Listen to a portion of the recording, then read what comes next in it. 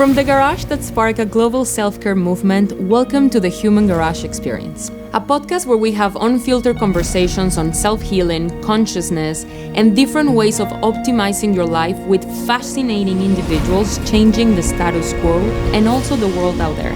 I'm your host, Aisha Rodrigue, and I'm honored to have you here. Well, first of all, thank you for doing this with us. I'm very excited. We have a very big audience that mainly it's women. Mm-hmm. And I adore your work. Thank you. You have a career that is just outstanding. Like in a men's world, it's just wow.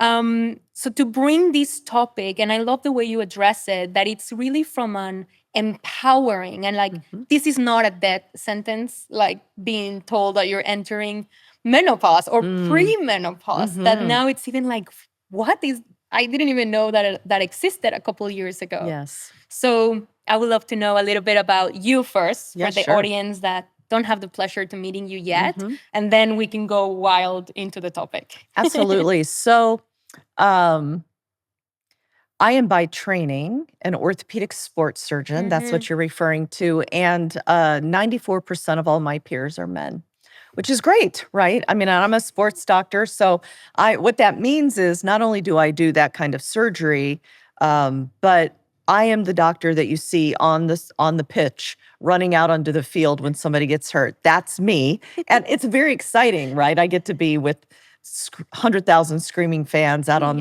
and so that's a really exciting part of my job. But my career sits at the juxtaposition of three, if it's a Venn diagram, three bubbles, right? So there's the orthopedics and performance side. My entire career, I've worked with high-level athletes and active people. I have always been an academic surgeon. And so what that means is I not only treat people, but I do the research. It's my responsibility to do the research, set the standards that other people read about and then report on. But in 2012, I added a third bubble to my Venn diagram, which is the whole health of a woman. Because the reality is 51% of all human beings are female, born with XX chromosomes, which makes us down to a cellular level different than people born with XY chromosomes. So if we're 51% of the population, our experience is actually the normal experience, interestingly, even though much of science and much of biohacking and much of research has all been done on the 49%, bless their hearts. And so one of the things I do now using my platforms, my books, my speaking, and my science is to really try to educate women on what is normal, right? Because the fact that we go through something called perimenopause and menopause is so normal. How we experience it can be modified. Because for some women it can be devastating. It doesn't have to be devastating. And so that's where my career is now, is at this juxtaposition of both the menopause world as the musculoskeletal doctor, as the expert in that lane, but also within the longevity and biohacking space, which has not spent a lot of time. Because for women, longevity is not only about gadgets and something you can buy for a quick fix. It is a deep hormonal transition, which I like to make up words. And so I made up the word to describe what we all go through, the menolescence, meaning most of us will remember what it was like to be 12 and go through adolescence, right? When we came into our hormones and it was chaos and everybody knows how bad it's going to be. And then we come out of that and we have this marvelous youth, right? Well, this is analogous, except we're losing our hormones, and it can be chaos and it can be suboptimal.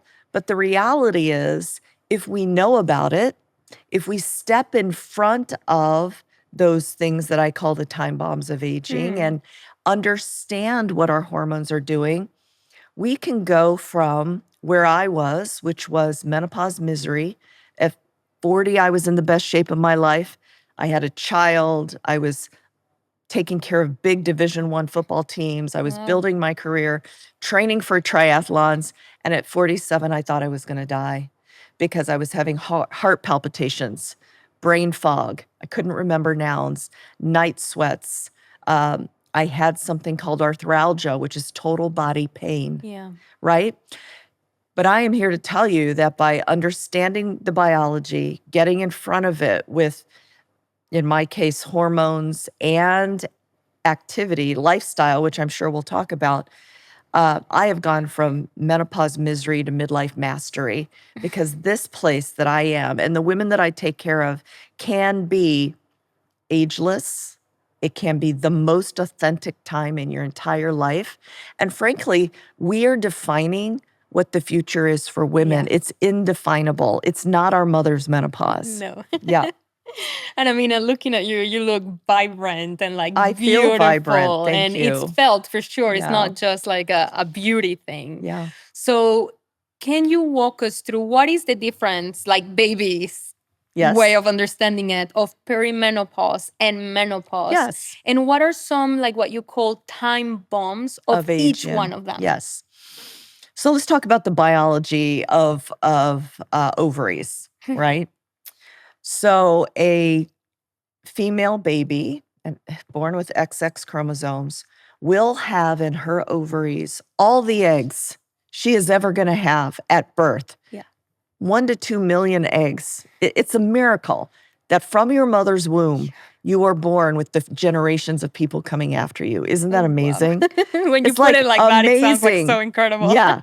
Generations of people are born in your ovaries. So, and then as we age, we lose them. It's normal that they just don't develop or they die, such that once you start having a hormonal cycle every month, by the time you do that through your 20s and your 30s, by the time you hit 40, we have only 1% of our eggs left. And it is the eggs, if you think of a chicken's egg, there's the inside and then there's the shell. It is the shell or the follicle of a human egg that makes the estrogen, right? You have so little ability to make estrogen once you use up that many eggs that your body is looking for it. Because here's the reality. We label estrogen, progesterone, testosterone as sex hormones. They're not sex hormones. They're hormones like thyroid hormone or human gonadotrophic hormone or growth hormone. It's just a substance that your body. So, as estrogen declines, every tissue is affected. Your brain is covered in estrogen receptors. Lisa Mosconi showed that recently. And without estrogen, the work of Robbie Brinton shows the brain starts starving. Right. It changes at a molecular level. Our heart, without estrogen, can have 30 to 40% more microvascular disease, which is a different way to have heart disease than men have. You will lose 20% of your bone density during perimenopause or muscle mass, and the list goes on. And yet people think it's only hot flashes, night sweats, brain fog. It is so not. And so as you have less estrogen being produced, the body is searching for it. It's so critical. And so you'll have spikes in other hormones, like your brain will pour out something called follicle stimulating hormone so that it can really stimulate the last little egg to produce some estrogen. And so within perimenopause, which can start as early as 35, the average age is 45, hormones are everywhere. You can't really and shouldn't measure them because 1 minute you'll sit here. Yes. And then the very next minute, it'll be a different set of hormones because your body is so chaotic. And some of us, Mary Claire Haver coined the term that it is hormone chaos. It's a time of chaos, right? So you're not feeling like yourself. There are real physiologic changes that happen until your ovary just can't do it anymore. And historically, some guy named the day, the random day of menopause is 366 days after your last period. It's a pretty arbitrary, random number to me when we've been losing our estrogen for over a decade at that point, right? So this is the long biology of what's happening to women in midlife. I want to tell you the end of the story now before I tell you how to. You can get in front of this. You can get in front of the menopause, which is a transition. It is hormonal. We just talked about it. It is physical. We can talk about that more. It is mental. Yes. It is social. This is not just the woman going through it, but her partner, her family, because when you're enraged all the time and you don't know why, or you don't want to have sex anymore because it feels like razor blades, or you have an adolescent daughter who's going through puberty and you're going through perimenopause. Think about that household. So it is a social phenomenon. And so everybody just needs to know it's coming, that it's normal. Here's how normal it is. Here's the things that are sure in life. Birth, so you're born. You will die, that's sure. In most countries, taxes are sure. You're going to pay somebody some taxes. But if you live long enough, you're going to go through menopause. So it shouldn't be a surprise. Yeah. It shouldn't be something we're ashamed to talk about. Women whisper about it like, menopause. Why can't we say it? Like tennis shoes. I mean, it's literally, yeah. And so I think there's a lot of work to be done worldwide to destigmatize something that is so normal and a privilege, because if you don't live long enough, you don't go through menopause, right? And the programming is so strong towards it. Like walking here this morning, I catch myself saying a comment about it, and I was like, I didn't even know I had that. Well, it's social biases. Feeling. Right. No, because my partner is younger. And like he was talking about having a family and all of these things. And I was like, well, you're going to then need a younger girlfriend by when the time you're ready. And then I was like, what? It just came out of my mouth. Yeah. Like, what does that even mean? Yeah. And why do I believe that? That it just came out like that. Yeah. Without even thinking. It was a gut reaction. Yes. Yeah. So like that was like a shock of being like, how this program of you have a clock ticking. Otherwise you're not juicy and vibrant anymore. It's because women have been valued for their reproductive value, not for our brains, not for our capacity, but whether or not we're fertile. And I think that does a disservice to women who can't or choose not to have children. Yeah. I think it does a disservice to women who wait a long time. I had my biologic child at 40, right? Was that the only point in my life that I was valuable? I was a surgeon before that. That was valuable, right? Thank you so much for watching this episode with us today. I'm so glad that you're part of this movement, but also about this learning experience. One great thing that you can do to now incorporate and embody all of these learnings is start doing some fascial maneuvers to allow all of this information to move into your body. So if you're not there yet, run and get into the 28-day live reset, and we will see you there. All these social things feed into this bias that we're all raised with.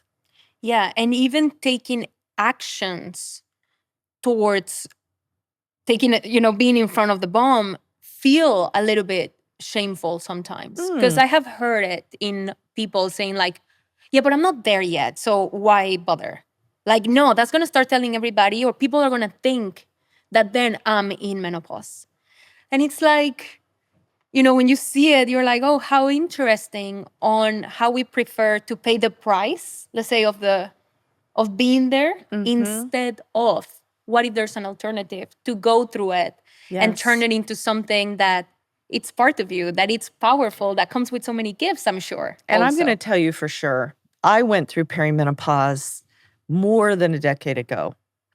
Had I known then what I know now, I would have started everything that I'm doing now that makes me vibrant I see there was a bias at my age. Why wouldn't I be vibrant? Because many people at my age are not. Yeah. Right? I would have started the minute I had my daughter. Had my child at 40, breastfed until 41 and a half or something, start my perimenopause life, right? Instead of going from postpartum into perimenopause, thinking I was going to die at 47 because my heart was palpitating, all the things I've mentioned. And then I didn't know. I mean, we weren't talking about this publicly a decade ago. No. I had to find a doctor to help me. I had to read all the books to become an expert because I'm curious. I'm just going to let this lay there. I demand to feel better. And I'm an aging researcher. My academic research is all musculoskeletal aging. I know that from lifestyles, because I study masters athletes, that we don't have to become frail. That's my own work. Yeah. And yet, maybe I thought I was never going to age. Wow. Because I wasn't prepared. So I get very, obviously, look at me, passionate, like I'm going to change the way we age. And I'm going to write a book called Unbreakable that teaches women that they can step in front of this. And what are some ways? Like, give us some solutions. You have to make your hormone replacement decision. If you need the data, you need to read a book that changed my life called Estrogen Matters. It is the world's data on the relative safety of hormone replacement. So you have the data. Then you need to do the searching to find a clinician that understands the nuances of hormone treatment. And you might have to look for a while, but that's okay.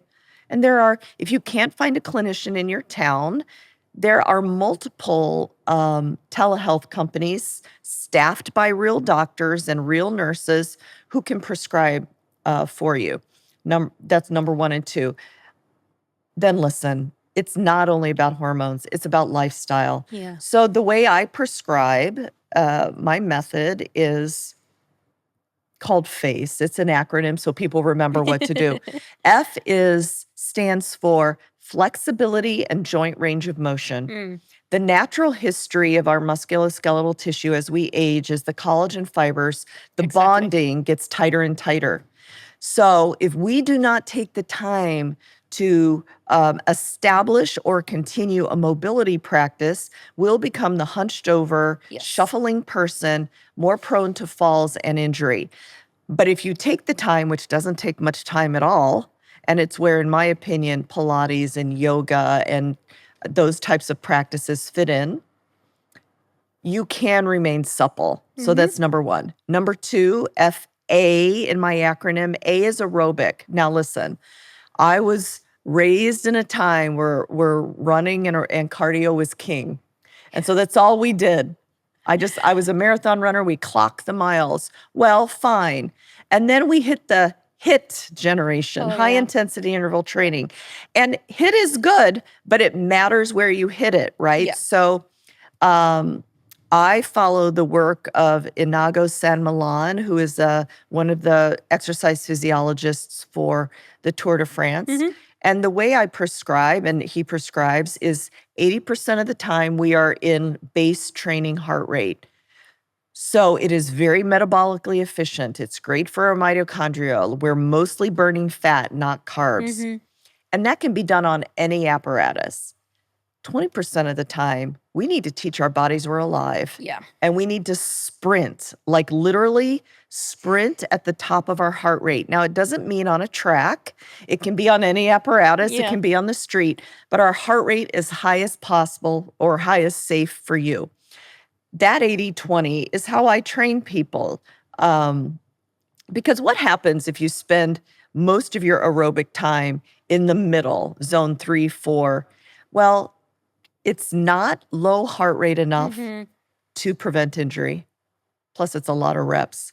And it's not high intensity enough to really optimize to a cellular level. Yeah. So I see people, my office is in this gorgeous performance center in Florida. And my office overlooks an indoor football field. And every day of the week, there are people working their guts out in the wrong heart rate zones. Yes. And they're hurt every 3 weeks. and they're not seeing any body change and they're frustrated. Yes. Right? That's why this is important. Okay, it sounds like a lot. It's not a lot once you layer on. Once you have mastered this type of aerobic training, which can take a little bit, then I like my people to add on once a week VO2 max training, which is a different way to train your heart. It's 4 minutes as fast as you can go with only 4 minutes of recovery. Okay. Right? And it's torture. And you do it once a week. So FAC, this is critical, people. Carrying a load, meaning weightlifting, to build muscle mass. Because what are we trying to do as we age in midlife and beyond? We're trying to build strength and power so that we can remain independent, live by ourselves, get out of a chair, not fall down, open our own pickle jars, feel vibrant. Yeah. I do what I want when I want it. And I want to until I'm 97 years old. Yeah. If I want to ask for help, I'll ask for it, but I don't want to need help, right? Yes, big difference. Weightlifting, lifting weights, carrying a load, none of it is wrong, but you have to ask yourself why you're lifting. So if I'm lifting for strength and power, it's a very different reps and sets, time under tension, than the I call them mamby-pamby pink weights that women are taught to pick up and lift 30 times. If you want muscle endurance, fine. Lift your 5-pound weight 30 times to failure. I'm not working for endurance as an old lady. If you want hypertrophy, which is giant muscles in the gym, fine, do that. You're going to lift 10 to 15 reps, 4 sets to failure. Yeah. That's not what I'm lifting for. And injuries. If we're going to lift for strength and power, it's higher weights, lower reps, in the compound lifts. So upper body push-pull, lower body push-pull. Compound means multiple joints, multiple muscles. And then you can augment with the single muscle lifts. But it sounds like a lot. It's not. Once you layer it on, it's so not. And then FACE, I'm going to make people do this at this conference we're at today, is equilibrium and foot speed. Because you may be fine. Oh, that's the exercise that you do like that? Yes. You may be fine until you fall down or trip over something. So I have got to prevent that. And I'll tell you the stats on why in a minute. But so I teach people how to balance. I use the same agility coach that we use for Olympic athletes to teach my people foot speed, right? Yep. So that you don't trip over your dog or the rug or the work bag that sits by my desk every day, right? Those are the components of a practice of lifestyle mobility that we couple with hormones. It's because this won't get me where it'll get me part of the way I want to be, but not all the way. Hormones are going to get you part of the way you want to be, but not all the way, right? So I think they all work together. Because why am I trying to do this?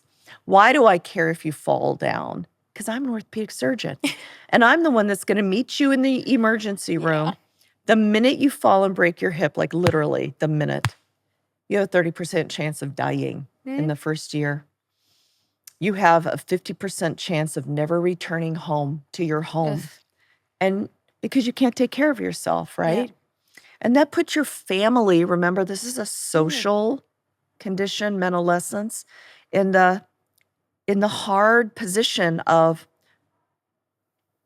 does she come live with us? Does mom come live with us? Do we hire a full-time caregiver? Does she have to move into an assisted living where you spend her life savings until there's no money left and then the government takes over? What happens with your purpose? What happens with your... Who wants to be in that position? No. So that is a long diatribe giving people an understanding of, we can get in front of this. Yeah. We can feel better, but it takes work. And to do the work, people often ask me, what's the one tip?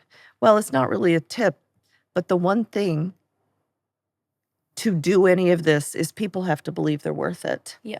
It comes to a basic, what is my value? What is my worth? Yeah. Am I worth taking care of? Interesting. In our work, it's a self-care practice.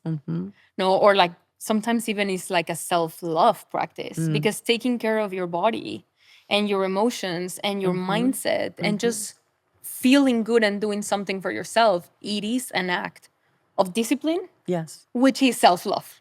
Yes. Without discipline, Yes. no, if you don't show up for yourself, it's really hard. And like we mainly work with the fascia. So the first thing we do is like keeping all of that internally hydrated. Otherwise, people start getting really tight. like like they start going like this, and their hands are going like that, and their feet start to modify. No, and all of those restrictions, the more sticky they are, the less they can move. So it's fascinating to see it like from a different angle on that. What are 3 like indicators that are easy for anybody to spot, to be like, oh, I might be entering the perimenopause and also the menopause? That is not just age. You know what? Women will report, I don't know what's going on, but I just don't feel like myself. It's very vague, but studies have been done. It's your girlfriends or your friends may say, I just don't feel like myself lately. Well, hormones are that critical. So it sounds weird, but it's a real thing, right? Okay. Number 1. Number 2, your periods, which were regular, whatever they were regular for you, 28 days, 31 days, will change out of nowhere. Either they won't come and you're like, oh my God, am I pregnant? Or they'll be shorter. And the flow will be different. Okay. Right? When I was going through this, I was always an athlete and had very low body fat. So some days some months I was amenorrheic. It wasn't the healthiest, but I didn't know. Yeah. Because I was thankful. I'm like, oh yes, I don't have to deal with that. But it's unhealthy, actually, very unhealthy. Thank you so much for being part of this episode and for being part of this incredible podcast. We really do them with a lot of heart, and we love to have incredible guests and conversations for you. If this is something that inspires you and you want to learn more and you want to be part of this incredible movement on how to help yourself and how to heal your body, but also how to help others, go and check out our new coaching program if you want to bring this into your toolbox and start helping other people to feel great with their bodies. So amenorrheic, athlete, like never regular until I hit perimenopause. And suddenly my body was working hard enough and it was clockwork and it was heavy. And I'm like, wow, at my late age, I'm actually a woman. Right? Because before I'm like, I've never had periods. God, what's up with that? So weird. But you don't feel like yourself. Your periods are changing. And here's one that really women hate. They're doing all the things. Their lifestyle has not changed. They are taking care of themselves in the way they always have or haven't had. But they're gaining 20 pounds out of nowhere in their bellies. Not their hips, like right here. out in front. I can show you mine if you want. And that is due to the metabolic changes because estrogen is critically important in normal body metabolism. So you're not doing anything wrong. It's your hormones are changing. So if any of these things are happening and you're of an appropriate age, then Like, I know.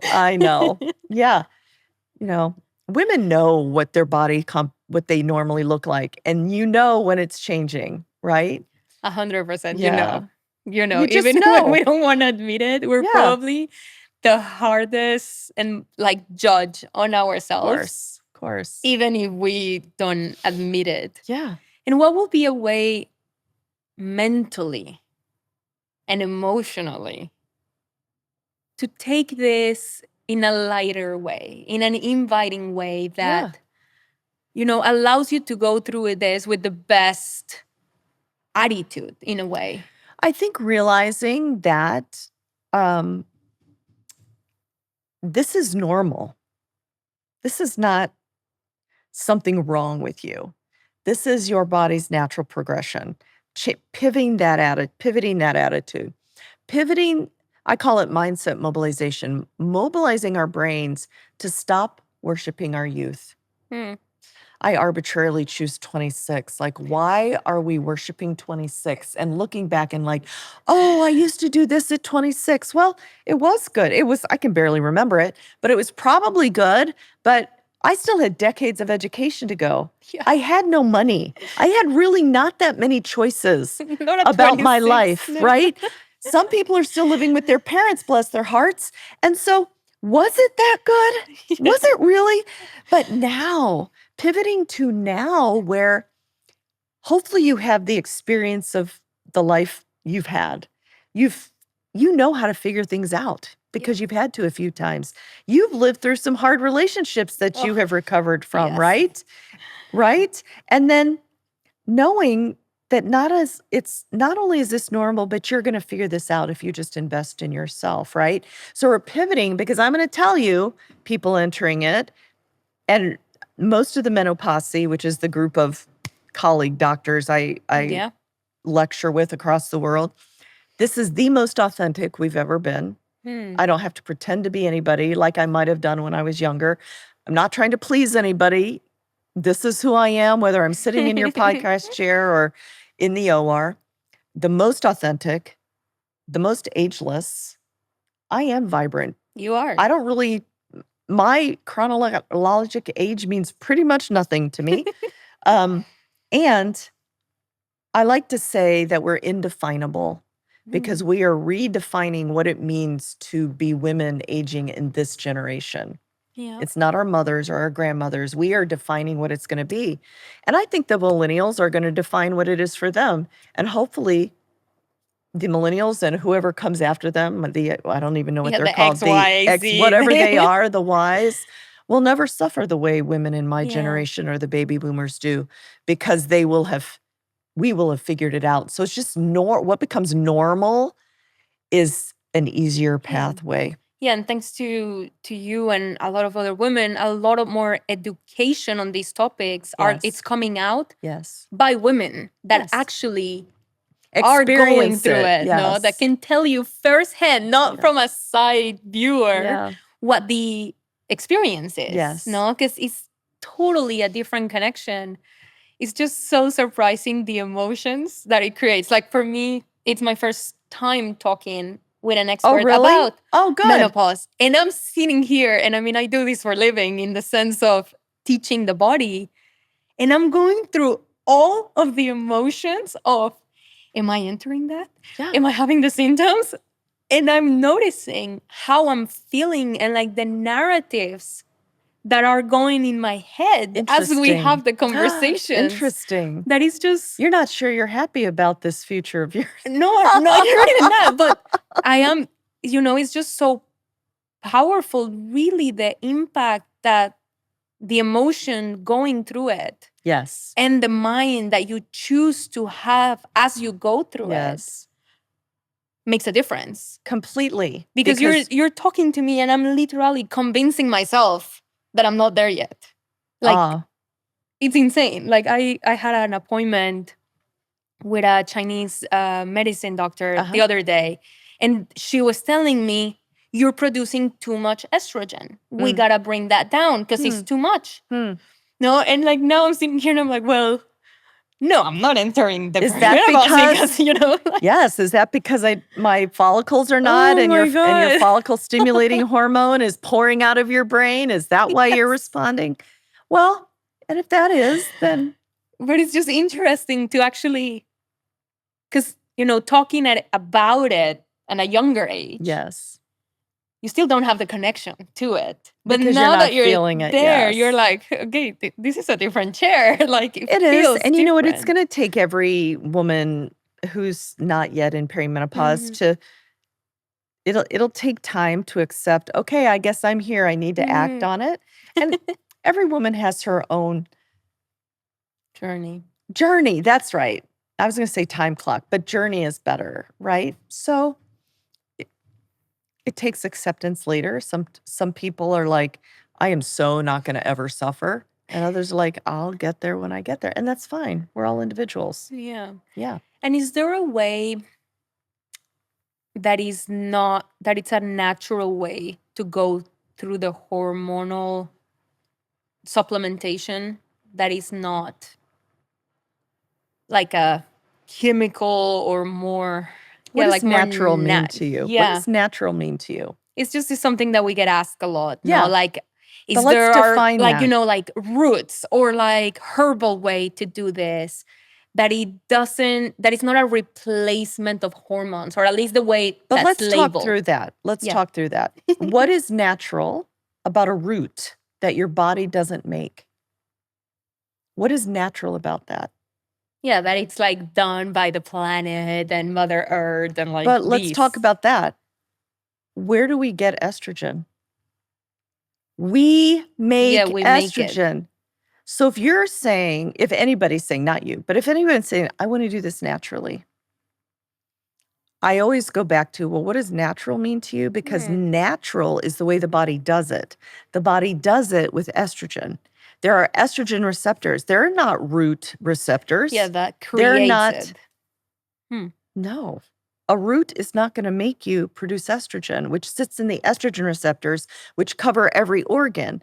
So if we want to be natural, that's why I'm challenging the definition of natural. And I love it. If we want to be chemical, then I'm not opposed to 5,000 years of Chinese medicine and Ayurvedic. I mean, they must know something, 5,000 years of practice. But if we want natural, our body makes the hormone that we need. I would say that those practices are augmentative. They're not natural. If you define natural as what our body does, they're augmentative. They're supplementary. Yes, supplementary. They're supplemental. Will ashwagandha make you calm? Maybe. Will bergamine help your heart? Maybe.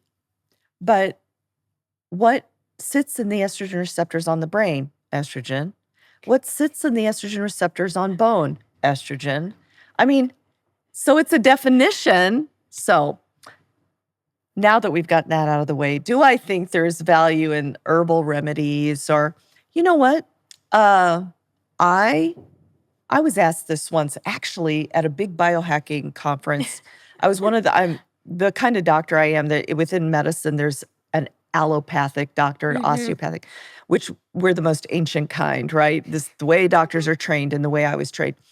They asked me the question, as a surgeon and an allopath, what do you think of all this, biohacking and herbal? And you know what? I think they thought they were going to trip me up. But I answered in the way that I just answered you, in that if allopathic medicine was the only way, why wouldn't the practices of Chinese Eastern medicine or Ayurvedic have died out? Exactly. People are not stupid. They're not going to do something that they... So do we have the same mass population studies in those that we have in allopathic medicine? Actually, we don't, because I think, tell me wrong, I don't practice either one of those. But when I look at Chinese herbal medicine, there are no standards, because every person gets their own precision formula, right? Yeah. Somebody's taking things off the shelf, mixing it up and say, here's your thing. So of course there wouldn't be a drug that fits everything, right? So that's a long tirade, but I am not so proud that I'm going to dispel 5,000 years of practice that somebody else has just because I don't understand it. No, and I think it's important to call them out, but also invite to understand, like what you did. What does natural mean to you? Yeah. No, and to open up and allow change of ideas, allow change of beliefs, because at different times in your life, you might need different things. Hello, everybody. I'm sure you're enjoying this podcast so much and learning so many things about our guest today. Let's take a moment to just ground that energy and drop into your body and take a couple of deep breaths together. Let's do 3 in through the nose, out through the mouth. In and out. In and out. Now in through your mouth, breathe in. And out. In and out. One more. In and out. Now, with that new feeling and lots of space in your mind, go back, tune into the podcast, and I see you in the next break. I just don't understand the reasoning. However, if someone would be willing, which often I find, to take a handful of different herbs or capsules covered in cellulose gel or whatever is in there, a handful. Yeah, there's people that take like 70 pills a day. To feel the same as you would by a little estrogen replacement, because I'm going to tell you, having lived it, it is transformational in a very short amount of time. Ask yourself, right? I mean, that is the beauty of today's world. There's so many options. Without saying right, wrong, each person has the responsibility of learn, investigate, and make your choices. Because always where is the power of also making that and assuming the responsibilities that come with your choices. But also know that you can change that choice if it doesn't work for you. Sure. No, at any time. Because maybe somebody says, I'm going to go into the 60 pills a day. And they can do that. And if 60 pills a day makes them feel better, okay.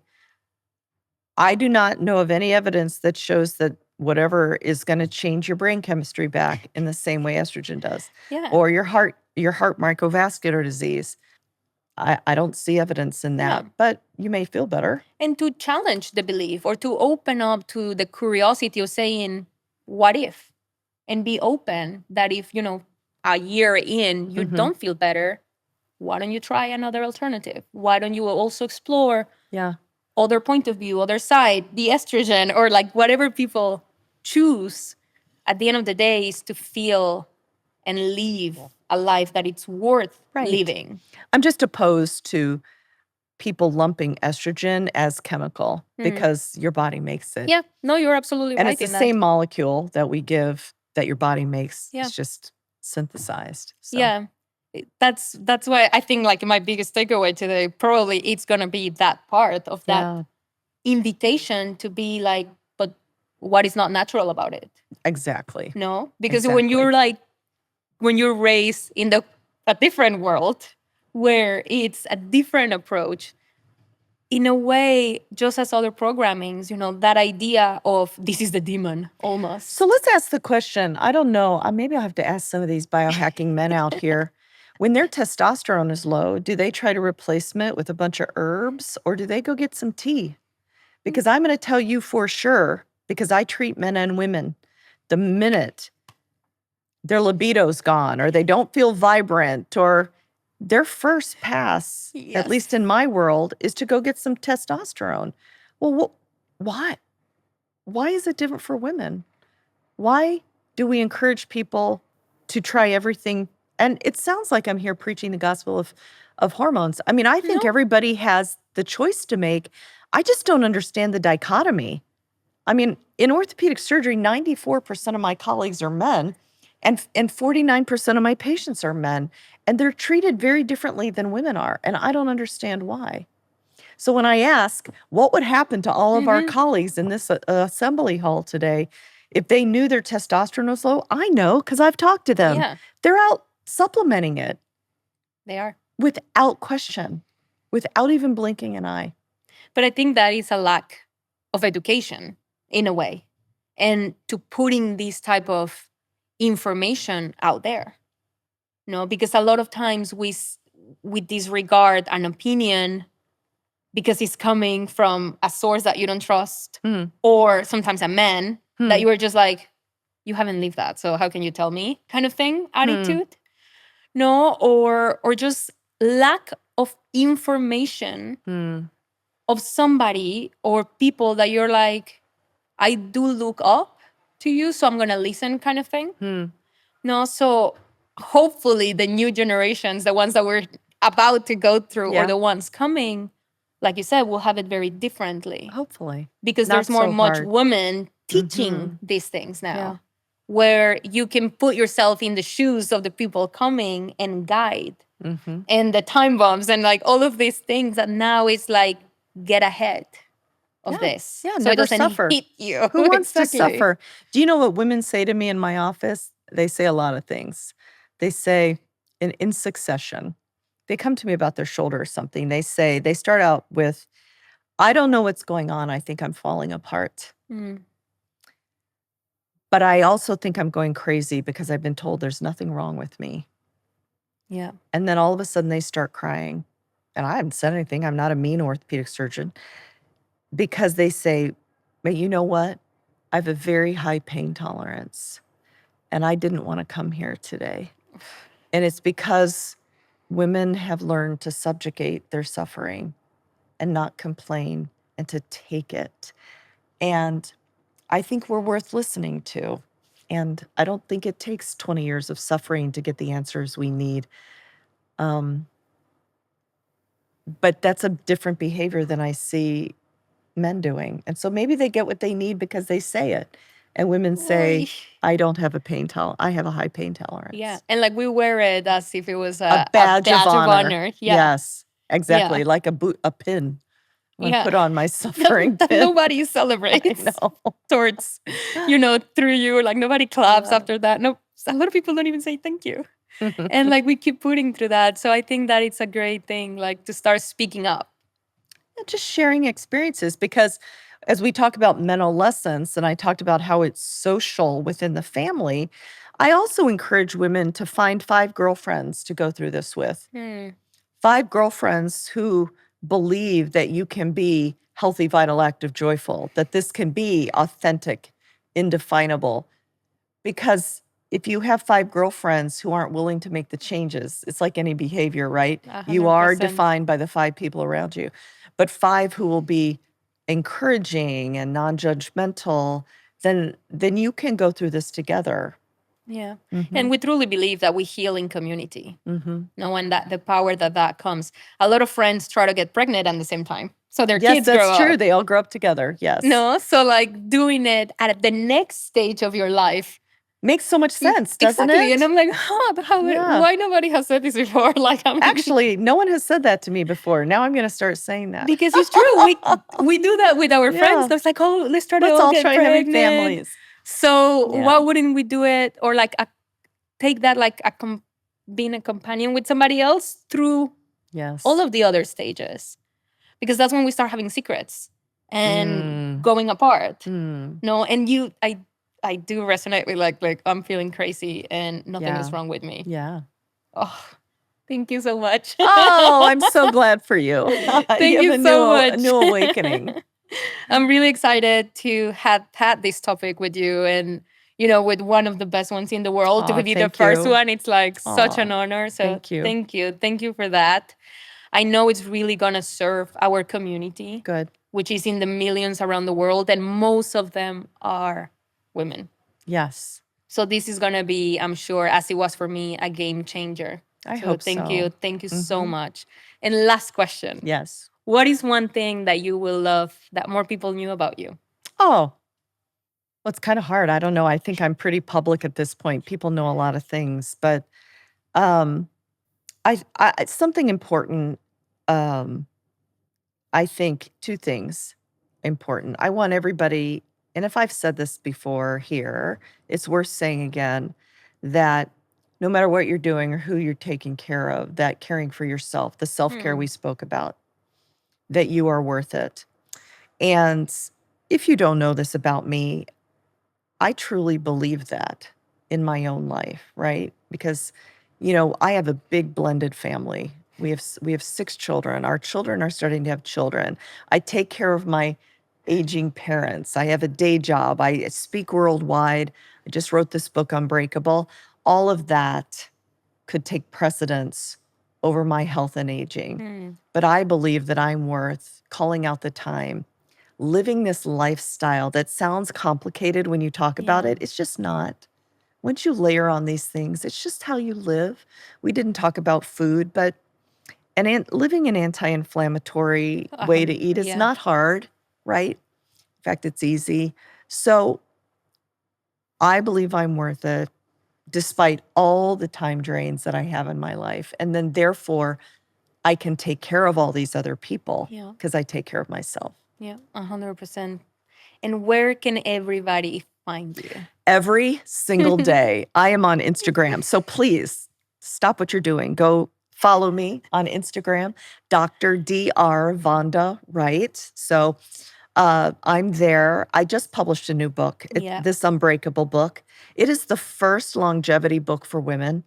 It is written for women with stories of women by a woman, looking at the science of aging, what we go through, the practical things. So, and you know what? The world is receiving it very well, so they must like it. And so I think those are the great. Oh, and you know what? It's published with an app.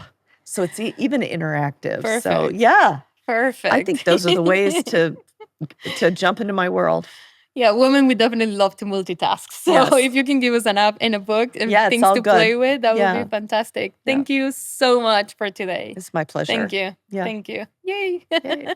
Thank you so much for watching this episode. Now go there, hit the button of follow and subscribe. Send this episode to a friend, to all of the people that you know. And thank you so much for being part of this mission. Thank you for allowing us and bringing us to more homes, to more spaces, to inspire more people to heal themselves. See you in the next episode.